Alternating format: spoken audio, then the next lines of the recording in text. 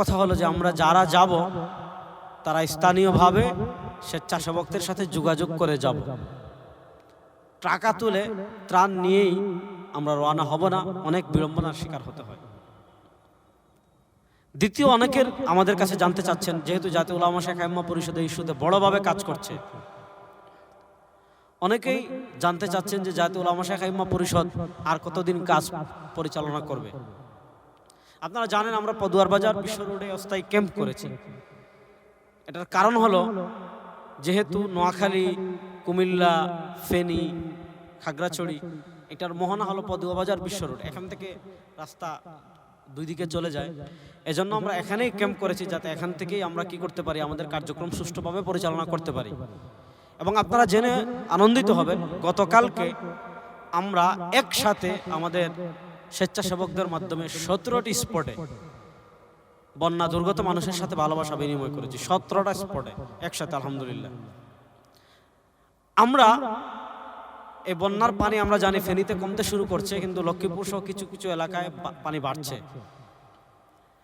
বন্যার পানি যখন কমে আসবে, পানিবাহী নানা রোগের উপদ্রব হবে, মানুষের ঘরবাড়ি, রাস্তাঘাটের যে অবস্থা, সেগুলোর কথা আসলে বলার মতো না, এতটা ক্ষতিগ্রস্ত হয়েছে। তো জাতীয় উলামা শাখা ইম্মা পরিষদ যেহেতু আলেম উলামা ইমামদের প্রতিনিধিত্বকারী সংগঠন, এটা আমাদের মূল সংগঠন, গণমানুষের কাজ করছে। উলামা শাখা ইম্মা পরিষদ সিদ্ধান্ত নিয়েছে যে বিভিন্ন মসজিদের ইমাম সাহেবরা যাদের বাড়িঘর ক্ষতিগ্রস্ত হয়েছে, বিভিন্ন দ্বীনি প্রতিষ্ঠান, বিভিন্ন ধর্মীয় প্রতিষ্ঠান যেগুলো ক্ষতিগ্রস্ত হয়েছে, জাতীয় উলামা শাখা ইম্মা পরিষদ সেগুলো পুনর্বাসনের ক্ষেত্রে সাধ্য অনুযায়ী কি করবে, সহযোগিতা করবে। এবং বিভিন্ন যাদের বাড়িঘর ক্ষতিগ্রস্ত হয়েছে তাদের বাড়িঘর পুনর্বাসন করতে আমাদের যতটুকু সামর্থ্য রয়েছে, জাতীয় উলামা শাখা ইম্মা পরিষদ পাশে দাঁড়াবে।